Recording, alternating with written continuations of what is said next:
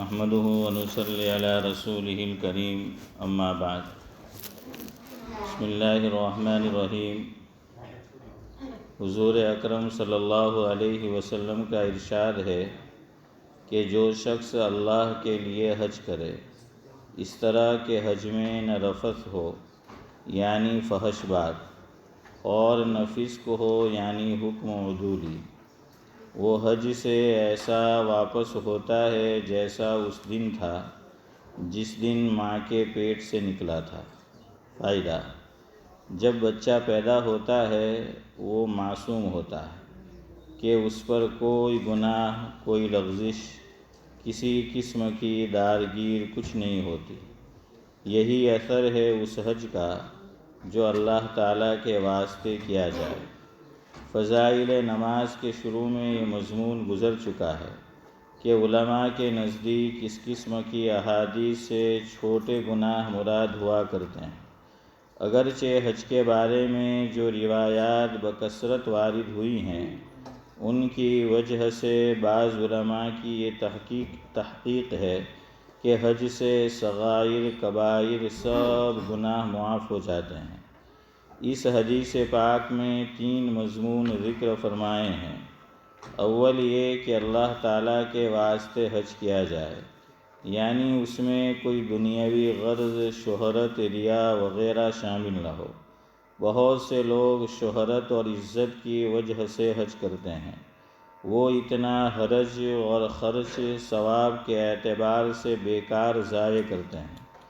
اگرچہ فرض حج اس طرح بھی ادا ہو جائے گا، لیکن اگر محض اللہ تعالیٰ کی رضا کی نیت ہو تو فرض ادا ہونے کے ساتھ کس قدر ثواب ملے۔ اتنی بڑی دولت کو محض چند لوگوں میں عزت کی نیت سے ضائع کر دینا کس قدر نقصان اور خسارے کی بات ہے۔ ایک حدیث پاک میں آیا ہے کہ قیامت کے قریب میری امت کے مالدار لوگ تو حج محض سیر و تفریح کے ارادے سے کریں گے، گویا لندن اور پیرس کی تفریح نہ کی، حجاز کی تفریح کر لی، اور میری امت کا درمیانی طبقہ تجارت کی غرض سے حج کرے گا کہ تجارتی مال کچھ ادھر سے لے گئے کچھ ادھر سے لے آئے، اور علماء ریا اور شہرت کی وجہ سے حج کریں گے کہ فلاں مولانا صاحب نے 5 حج کیے، 10 حج کیے، اور غرباء بھیک مانگنے کی غرض سے جائیں گے۔ علماء نے لکھا ہے کہ جو لوگ اجرت کے ساتھ حج بدل کرتے ہیں کہ اس حج سے کچھ دنیاوی نفع حاصل ہو جائے، وہ بھی اس میں داخل ہے کہ گویا حج کے ساتھ تجارت کر رہا ہے۔ دوسری حدیث پاک میں آیا ہے کہ سلاطین اور بادشاہ تفریح کی نیت سے حج کریں گے، اور مالدار لوگ تجارت کی غرض سے، اور فقراء سوال کی غرض سے، اور علماء شہرت کی وجہ سے۔ ان دونوں حدیثوں میں کچھ تعارض نہیں۔ پہلی حدیث میں جو غنی بتائے گئے ان سے اعلیٰ درجے کے غنی مراد ہیں، جن کو دوسری حدیث میں سلاطین سے تعبیر کیا ہے، اور جس کو اس حدیث میں غنی سے تعبیر کیا ہے وہ سلاطین سے کم درجہ مراد ہے، جس کو پہلی حدیث میں متوسط طبقے سے تعبیر کیا ہے۔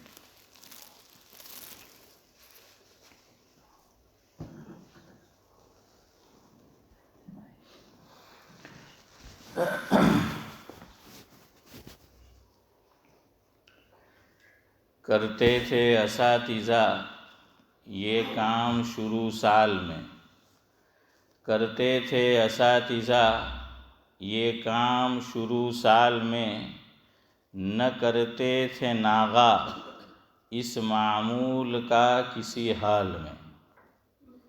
کراتے تھے اسباق کی بسم اللہ، کراتے تھے اسباق کی بسم اللہ، بروز بود لے کر نام اللہ، بروز بود لے کر نام اللہ۔ ہے یاد اس کی ذہن میں آج بھی تازہ، ہے یاد اس کی ذہن میں آج بھی تازہ، اے سنہرے دن تو پھر لوٹ کے آ جا، اے سنہرے دن تو پھر لوٹ کے آ جا، ہے نا۔ جب سے ہم بڑے ہو گئے، جب سے ہم بڑے ہو گئے، مسائل یکے بعد دیگرے سامنے کھڑے ہو گئے، مسائل یکے بعد دیگرے سامنے کھڑے ہو گئے، تو ابھی دل یہی چاہتا ہے کہ کاش چھوٹے ہی رہتے، بڑے ہوتے ہی نہیں، ہاں کچھ فکر نہیں، صبح کی نہ دوپہر کی نہ شام کی کچھ خبر نہیں، کسی چیز کی کوئی فکر نہیں۔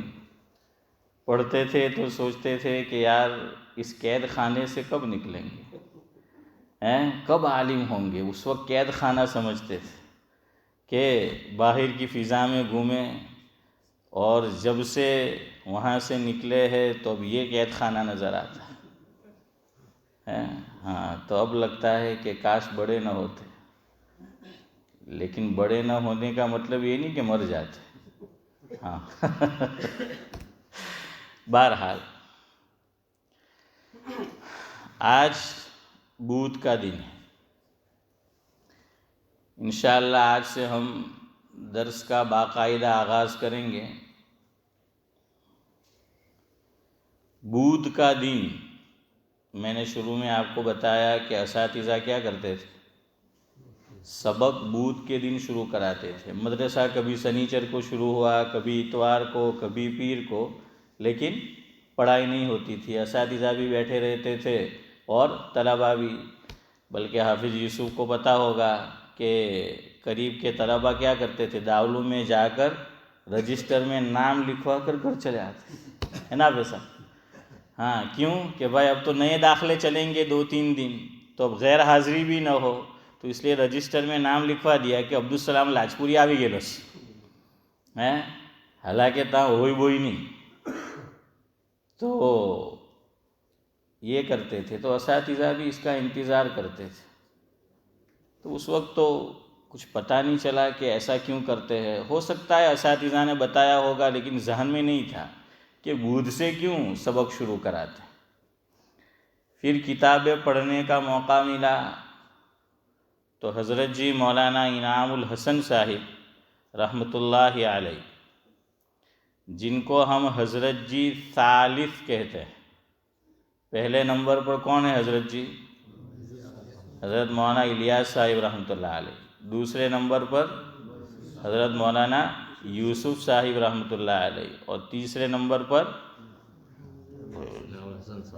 حضرت جی مولانا انعام الحسن صاحب رحمۃ اللہ علیہ۔ ہمارے ایک بزرگ فرماتے تھے کہ مولانا الیاس نے لوگوں کو یاس سے نکال کر آس میں داخل کر دیا۔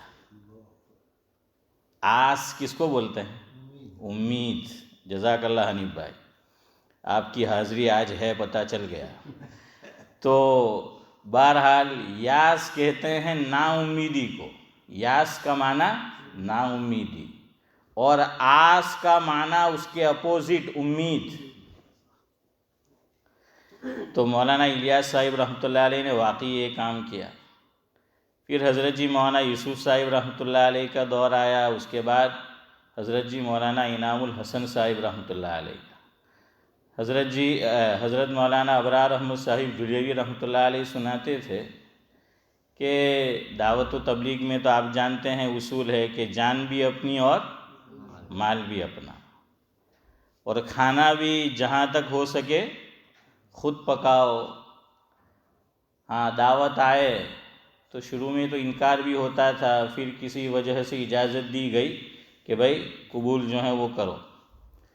کیوں ایسا، وہ ایک تفصیل ہے کسی اور موقع پر انشاءاللہ۔ تو مولانا یوسف صاحب رحمۃ اللہ علیہ کا دور آیا، عام طور پر خود کھانا پکاتے تھے لوگ۔ پھر مولانا انعام الحسن صاحب رحمۃ اللہ علیہ کا دور آیا، یہ کام لوگوں کی سمجھ میں بھی آنے لگا، اس کے فوائد، ثمرات، برکات یہ بھی لوگوں کے سامنے ظاہر ہونے لگے، تو دعوتیں بھی جو ہیں پھر شروع ہوئی۔ تو کسی نے پوچھا ایک عالم سے کہ بھائی یہ کیا بات ہے، مولانا یوسف صاحب رحمۃ اللہ علیہ کے زمانے میں تبلیغی جماعت کے احباب جاتے تھے، خود پکاتے تھے، اور اب جو ہیں وہ دعوتیں ہی دعوتیں ہیں۔ تو اس بزرگ نے بڑا اچھا جواب دیا کہ وہ دور یوسفی تھا، یہ دور انعام ہے۔ یوسف علیہ السلام کی طرف اشارہ ہے۔ یوسف علیہ السلام کا دور آپ جانتے ہیں نا، شروع میں کیسا گزرا ہے، تو فرمایا کہ وہ دور یوسفی تھا، یہ دور انعام ہے۔ بہرحال لسان التبلیغ جن کا لقب ہے، یعنی حضرت مولانا محمد عمر صاحب پالنپوری رحمۃ اللہ علیہ، ان کو لسان التبلیغ یعنی تبلیغ کی زبان کہا جاتا ہے۔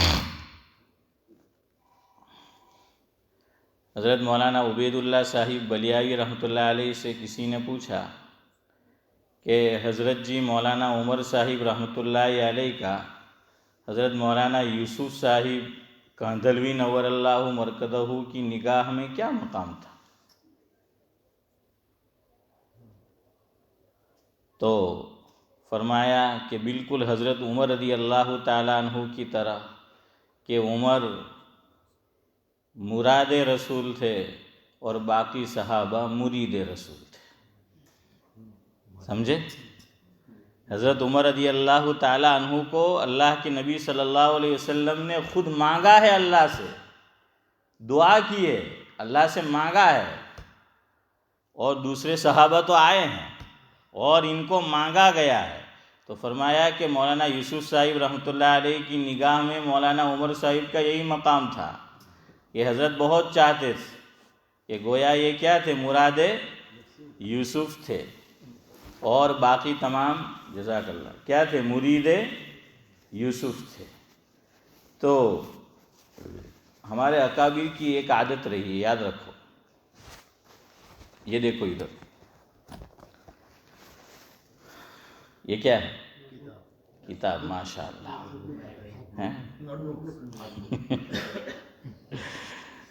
تو نوٹ بک ہے، بیاض ہے، اس کو کیا بولا جاتا ہے؟ بیاض بولا جاتا ہے۔ ہمارے اکابر کے یہاں بھی یعنی کاپی بھی بولتے ہیں، نوٹ بک کہہ لے آپ، کاپی کہہ لے، بیاض کہہ لے، تو اس میں روزانہ کی اہم باتیں ہمارے اکابر نوٹ کرتے تھے، اہم باتیں وہ نوٹ کی جاتی تھی۔ ایسی کئی بیاضیں ہیں، اور اس میں بعض مرتبہ بڑی اہم اور عمدہ باتیں مل جاتی ہیں، مرور زمانہ کی وجہ سے آدمی بھول جاتا ہے نا۔ حکیم الامت حضرت تھانوی رحمۃ اللہ علیہ، میں بھی بھول جاؤں تو یاد دلائیے، ہاں یہ قیمتی ہے، تم کو لے کے بھاگ نہ جاؤ، ویسے امید ایسا نہیں کرو گے۔ تو بہرحال حکیم الامت حضرت تھانوی رحمۃ اللہ علیہ جب چلنے نکلتے تھے، ہمارے اکابر کی ایک یہ بھی عادت رہی ہے، کاش کہ وہ پہلے مجھ میں آ جائے تاکہ میں آپ کو بھی ترغیب دوں، کیا چہل قدمی کرنے کی، چلنے کی، ہم چلتے ہی نہیں، اس لیے بیماریاں گھر کی ہوئی ہے۔ ہاں، چلنے کی وجہ سے کافی بیماریاں جو ہیں، چلتے بھی ہیں تو کیا اول لوڈ اول لمٹ کھا لیتے ہیں، کیا فائدہ ہوا؟ حد سے زیادہ کھاتے ہیں پھر چلتے ہیں۔ ایکسرسائز سائیکل پہ جو ہے وہ بھاگتے، اتنا کھایا کائے کو، تو وہ پھر فائدہ تو پورا تھوڑی ہوتا ہے، جو اول لمٹ کھایا ہے شاید اس کا ازالہ ہو سکے۔ ہاں، حضور نے فرمایا کہ پیٹ کے کتنے حصے بناؤ؟ 3 حصے، مفہوم ہے، ایک کو کھانے سے بھرو، دوسرے کو پانی سے بھرو، اور تیسرے کو ایمٹی رکھو، خالی رکھو۔ ہاں، ہمارے حضرت سناتے تھے، ہمارا حال تو یہ ہے کہ ہم لوگ پیٹ بھر کر نہیں، جی بھر کر کھاتے ہیں، یاد رکھنا اس کو، ایک ہے پیٹ بھر کر کھانا اور ایک ہے جی بھر کر کھانا. پیٹ بھر کر کھائے تو بھی کوئی حرج نہیں، ہمارا تو جہاں تک جی نہیں بھرتا ہے وہاں تک کھاتے ہی رہتے. اور حضرت ایک ہنسی کی بات سناتے تھے کہ ایک آدمی پیٹو تھا، ہاں، وہ ڈاکٹر کے پاس پہنچا. ڈاکٹر نے کہا کہ کیا ہوا؟ اس نے کہا خود ہی دیکھو. خود ہی دیکھو بھائی کہ مجھے کیا ہوا ہے. تو ڈاکٹر نے بہرحال تشخیص کی ہوگی اور اس کو دوائی دی کہ یہ دوائی کھاؤ. تو کم وقت کہنے لگا ڈاکٹر صاحب دوائی کھانے جتنی جگہ ہوتی تو میں ایک پاپڑ اور نہ کھا لیتا. کہ وہ کیوں آیا تھا ڈاکٹر کے پاس؟ کہ اتنا کھایا تھا کہ اب ہضم نہیں ہو رہا ہے، نہ بولا جا رہا ہے اور نہ طبیعت جو ہے وہ سنبھل رہی ہے. تو کہنے لگا ڈاکٹر ایک اور پاپڑ نہ کھا لیتا میں چودھری صاحب. تو بہرحال پیٹ کے حضرت نے فرمایا کہ کیا کرو، 3 حصے کرو، لیکن اللہ مجھے بھی توفیق دے اور آپ کو بھی توفیق دے جو ہے اس کے بعد کہ یہ ہوتا نہیں. خیر، تو ہمارے اکابر کی ایک عادت یہ بھی رہی ہے چہل قدمی کی، چلنے کی. تو حضرت تھانوی کیا کرتے تھے، انڈیا میں آپ نے دیکھا ہوگا، میرے والد مرحوم بھی کرتے تھے. وہ بیڑی پینے کے عادی تھے والد مرحوم.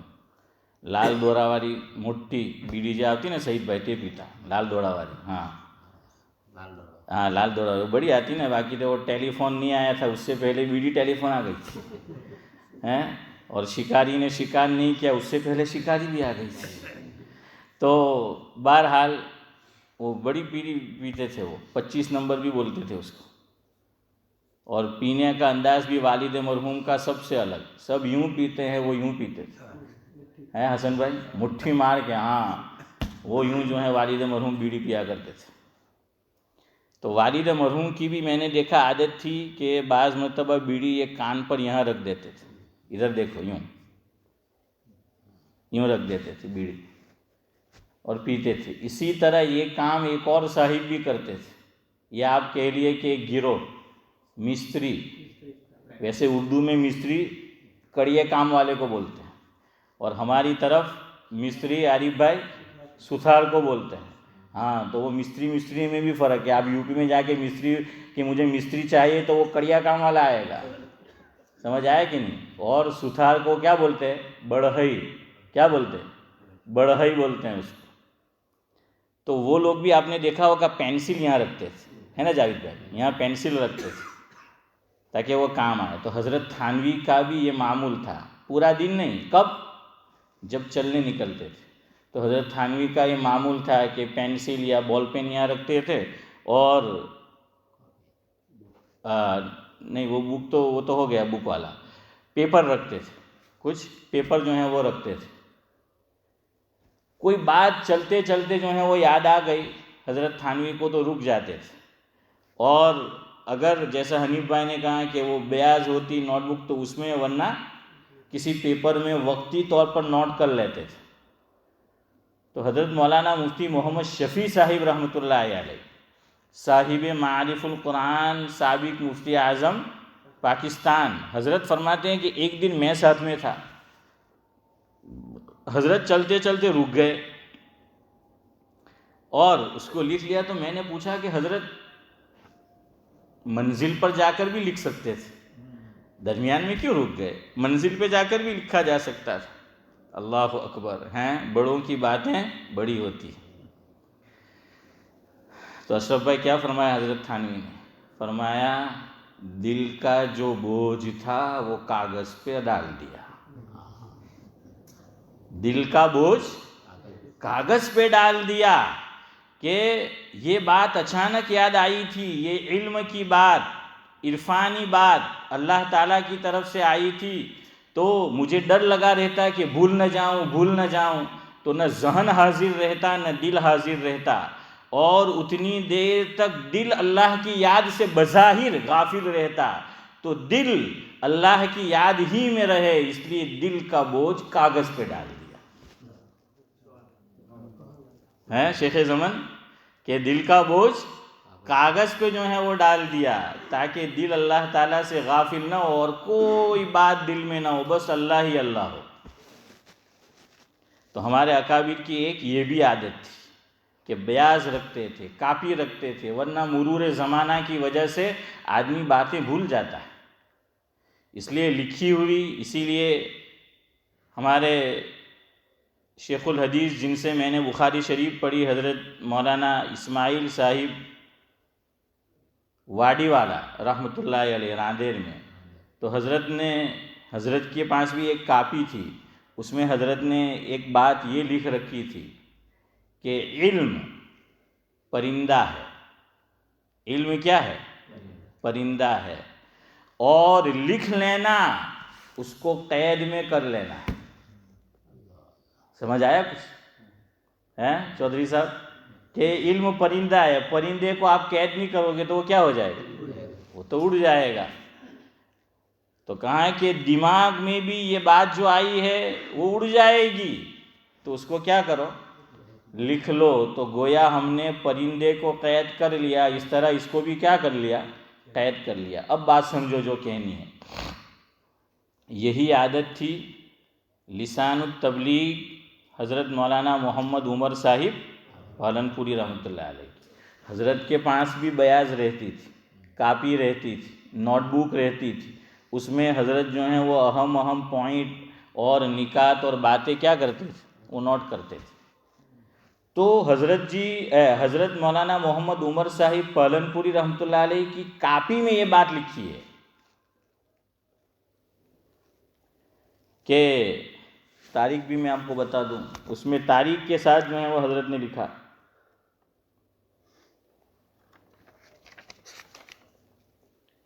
20 شوال 1386 ہجری، یہ شوال ہی چل رہا ہے نا، 1386 ہجری مطابق 1 فروری 1967۔ یہ بات کب کی ہے؟ ہاں دیکھیے سب لکھا ہوا ہے۔ اب آپ مجھے بتائیے، اگر وقت پر نہ لکھتے تو تاریخ یاد رہتی؟ ہو سکتا ہے رہتی، لیکن زیادہ احتمال یہی تھا کہ یاد نہ رہتی، ورنہ آدمی یہ کہتا ہے کہ شاید یہ تاریخ تھی، میرا خیال ہے کہ یہ تاریخ تھی، لیکن یہ لکھ لیا۔ تو حضرت نے کہ 20 شوال 1386 ہجری مطابق 1 فروری 1967 حضرت مولانا انعام الحسن صاحب رحمۃ اللہ علیہ میوات تشریف لے گئے تھے ایک دارالعلوم میں، اور دارالعلوم کا نام لکھا ہے معین الاسلام۔ دارالعلوم کا نام کیا؟ معین الاسلام۔ تو فرمایا کہ میوات میں بدھ کا دن تھا، اور حضرت نے سبق پہلا پڑھایا، پہلا۔ شوال میں ویسے بھی مدرسے آپ کو پتہ ہے شروع ہوتے ہیں نا، تو ویسے 20 شوال سے پہلے تعلیم شروع ہو جاتی ہے، لیکن انہوں نے کسی وجہ سے حضرت جی کو مدعو کیا ہوگا تو تعلیم شروع نہیں کی۔ تو 20 شوال کو، اور حضرت جی مولانا انعام الحسن صاحب رحمۃ اللہ علیہ نے پہلا درس دینے کے لیے، پہلا سبق پڑھانے کے لیے، افتتاحی سبق کے لیے جو دن متعین کیا، جس کا انتخاب کیا حضرت نے، وہ بدھ کا دن تھا جو آج ہے۔ اور حضرت نے اس موقع پر فرمایا، وہ بیاض میں لکھا ہوا ہے مولانا محمد عمر صاحب پالنپوری رحمۃ اللہ علیہ کی، اور میری بیاض میں بھی لکھا ہوا۔ مفہوم یہ ہے کہ حضرت نے بات یہاں سے شروع کی کہ آج بدھ کا دن ہے، اور ہمارے امام حضرت امام ابو حنیفہ رحمۃ اللہ علیہ، حضرت جی نے فرمایا کہ حضرت امام ابو حنیفہ رحمۃ اللہ علیہ فرماتے تھے کہ اگر پورے سال میں بدھ کا دن اگر ایک مرتبہ آتا، ویسے تو بدھ کا دن ہر ہفتے آتا ہے، ہفتے میں ایک مرتبہ بدھ ہوتا ہے، لیکن حضرت امام ابو حنیفہ رحمۃ اللہ علیہ نے فرمایا کہ اگر سال میں ایک مرتبہ بھی بدھ کا دن آتا تو میں پورا سال انتظار کرتا بدھ کا، اور جب بدھ آتا اس دن سے سبق پڑھانا شروع کرتا۔ اللہ اکبر، کہ سال بھر میں انتظار کرتا بدھ کا، اور میں بدھ کے دن سے تعلیم شروع کرتا، میں پڑھانا جو ہے وہ شروع کرتا بدھ کے دن سے۔ اب اس ملک کے اندر تو ہر چیز میں وائی ہے ڈاکٹر صاحب، ہاں کہ بھائی وائی، تو اب آپ کے دماغ میں بھی آئے گا کہ بھائی وائی بدھ کا دن اتنا امپورٹنٹ کیوں، اور بدھ کے دن سے تعلیم جو ہے وہ کیوں شروع ہو۔ ہمارے حضرت مولانا ابرار احمد صاحب دھلیوی رحمۃ اللہ علیہ اس ملک میں بارہا آئے ہیں، تو حضرت فرماتے تھے ایک بات تو کہ یہ کیا رہنا ہے اس ملک میں، تمہاری زندگی بالکل ہمارے ملک میں مرغی کے ڈبوں جیسی ہے کہ مرغیاں ڈربے میں چلی جاتی ہے۔ فرمایا تم کام پہ سے گھر، اور گھر سے مسجد، مسجد سے پھر گھر، یعنی یہ اس وقت کی بات ہے جب یہاں، اب تو موسم اچھا ہے، پہلے اتنا موسم اچھا جو ہی نہیں تھا، سورج بھی پرانے لوگ جانتے ہیں کہ روزانہ اس طرح نہیں نکلتا تھا جو اب نکلتا ہے۔ خیر، تو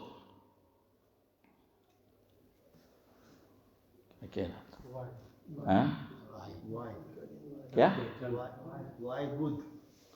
ہاں وائی، تو حضرت نے فرمایا کہ وائی وائی مت کرو ہر چیز میں، ہر بات میں۔ فرمایا یہ لاوارث ہے، اس کا کوئی ماں باپ ہی نہیں ہے، یہ لاوارث ہے، لاوارث پڑا ہوا ملا ہے، پتہ ہی نہیں اس کی ماں کون نہیں، اس کا باپ کون ہے، تو اس لیے وائی وائی مت کیا کرو۔ خیر، تو آپ اب سوچیں گے کہ وائی بدھ کے دن کیوں، تو امام ابو حنیفہ رحمۃ اللہ علیہ نے اس کی وجہ بیان فرمائی کہ اللہ تبارک و تعالیٰ نے، آپ جانتے ہیں کہ یہ پوری دنیا عالم، اس کو کتنے دنوں میں بنایا؟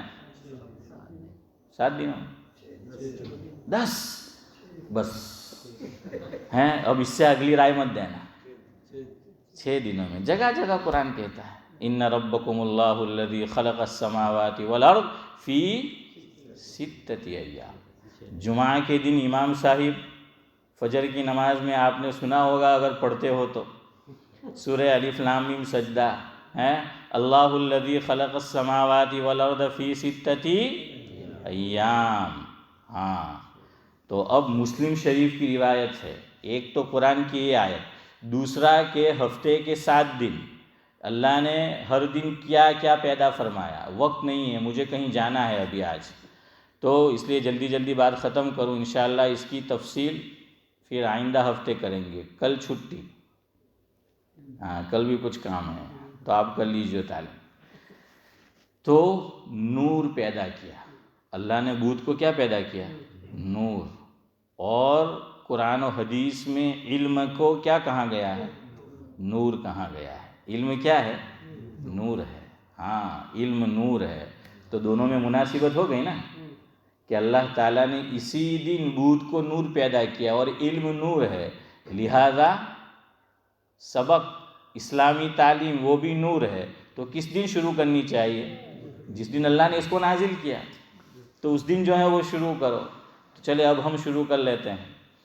اعوذ باللہ من الشیطان الرجیم، بسم اللہ الرحمن الرحیم، الحمد للہ رب العالمین، الرحمن الرحیم، مالک یوم الدین، ایاک نعبد و ایاک نستعین، اہدنا الصراط المستقیم،